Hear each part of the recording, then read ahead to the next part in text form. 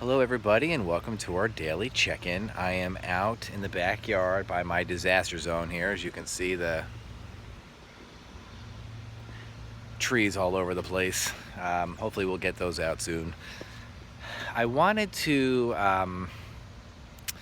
kind of talk about a book. So yesterday I talked about a book, but the book that I want to talk about today is a little bit different, and I want to connect it to my own personal experience in a way that I can hopefully help you guys. So Miss Eisman, if you don't know who she has been a middle school language arts teacher, and she has also taught academic skills in our school. And her and I have become very good friends, and she knows my personality pretty well. She knows that I'm typically one of those half-empty type of individuals, and however, she also knows that I try to make other people, laugh, and I make them try to feel better because I know my own personal negativity. And the reason why I kind of share these things with you is that if you are that type of person, just know that you're not alone, and that there are people that are like you that kind of feel those ways and act that way. And it is definitely a work in progress for many of us. And even for me in my 40s, it is still a work in progress, but it's definitely work worth doing. So Miss Eisman had given me this book as a gift. It's called The Happiness Project. And I don't remember if I said it yesterday, but books that I really enjoy reading are books that are like self-help books. If they're academic books, like content, almost like textbook, I like those as well. I'm not much of a novel reader as I am these type of books. These type of books I like because I feel like they're that happy ending, and it's not really, I don't have to worry about a main character, something bad happening. It's more of advice that is helpful. Now, some of these books aren't great, but this one I really did enjoy. And I wanted to talk about 3 parts of this book because I think they're important. The first one is basically the idea of being creative. Now, I talk occasionally to Mrs. West. She's the art teacher in our building because I find her creativity levels off the charts, okay? But if she's the art teacher, so that seems natural. But the one thing that when I'm thinking about this book, I want to read something to you.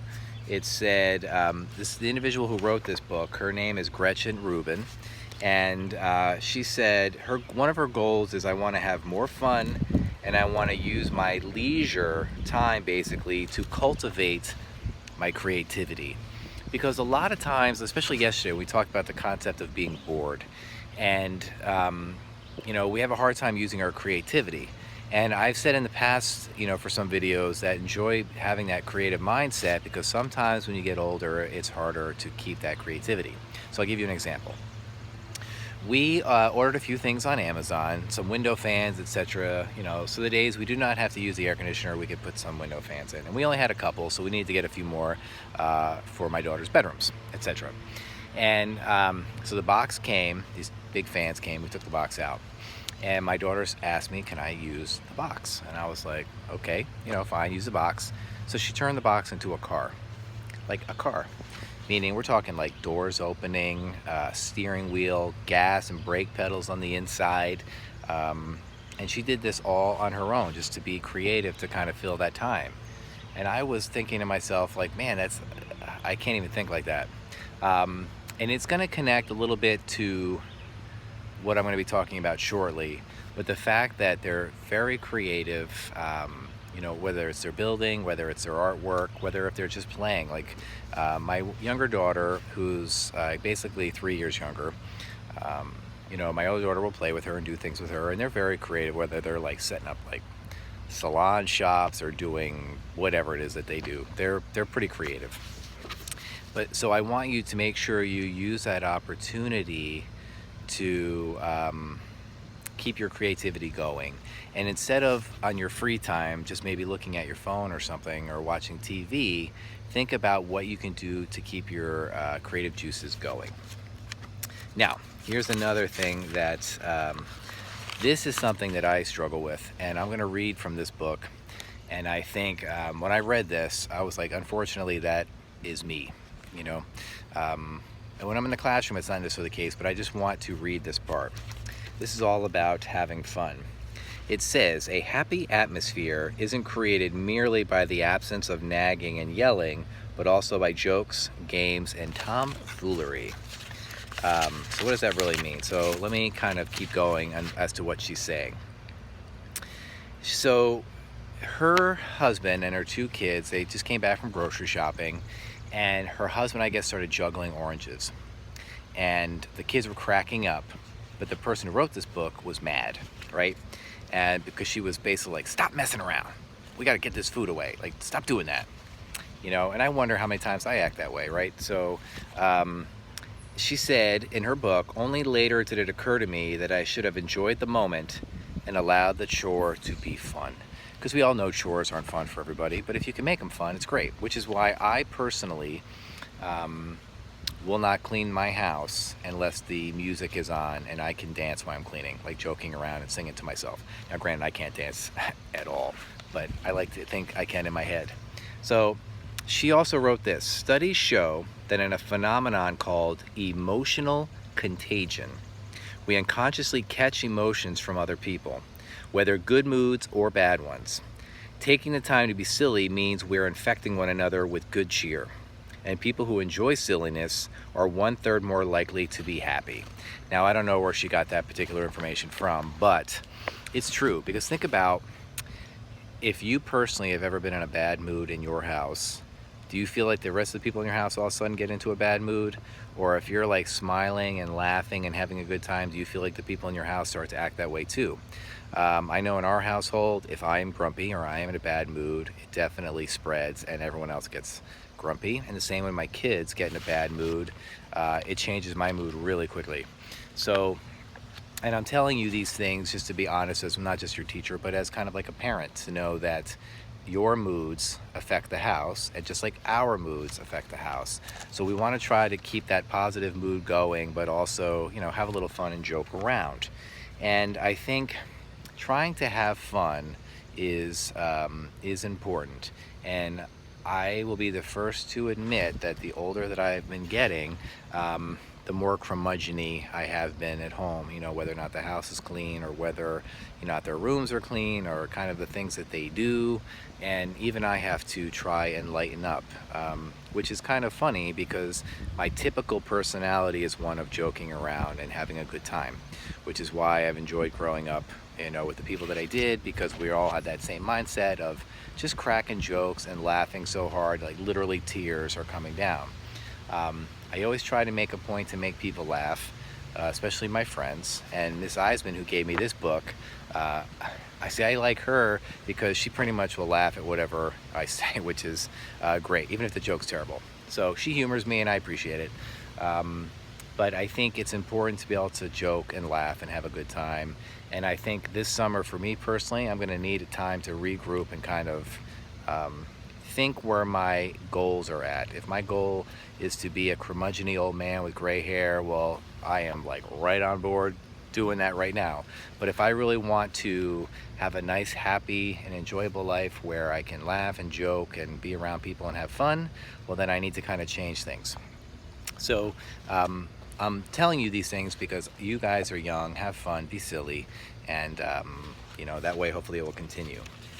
So now, part of the last part of this book that I want to talk about, because this is definitely a book that has had an impact on me, and it's all about being around people and having friendships. It says that people are happier when they're around other people, even people who are introverts. They say that there's not too many things that introverts like to do alone, which seems kind of silly, but I think sometimes introverts just like to absorb, just like to listen. We were having a meeting for this company that I work for, and I'm not going to say who, because you wouldn't necessarily know, but an individual was talking about, when they're at conferences or they're in meetings, they're a little shy and they don't like to talk, but they take in what is being said. And I think a lot of times that's how introverts are. Like in a classroom, I am very much an extrovert. But if we go to somebody's house or whatever I don't know, I am immediately an introvert. But I like absorbing and listening to what people say. So, sometimes when you go on social media, some people just look. They don't post anything. They just look because they still want to be a part of something, right? So, When they're talking about friendships, it says to keep loneliness at bay, you need at least one close relationship with someone to whom you can confide. And it's not someone you just talk about random stuff, but you need some kind of a relationship network of friends and groups and acquaintances. And obviously you're young, but you'll learn to do these things. You'll make friends at school, but you'll also have different relationships as you go into clubs or into college or groupings or jobs or whatever it is you do in the future. Because I think, and I've said this in the past, sometimes when you look in the mirror, you're not really seeing your true self, right? You put an image of yourself, and for many people in the country, it's a view of negativity. You're looking for your flaws. You're looking for things that aren't good instead of looking what you offer to people, which is really the most important thing. I could look in the mirror and say, man, this is terrible. I don't have any hair, right? As opposed to, you know what? I can wear a hat any day of the week, and when I take it off, psh, it's flawless. I don't have to worry about wind messing up my hair or anything. So I could focus on the flaws, or I could focus on the positive. And I think sometimes, though, you have your friends or acquaintances or family that are there with comments that will help lift you up. Okay, so for example, and I've mentioned her in the past. Her name is Dale Bownwall. She was my mentor, or mentor, however you say it, way back in the day.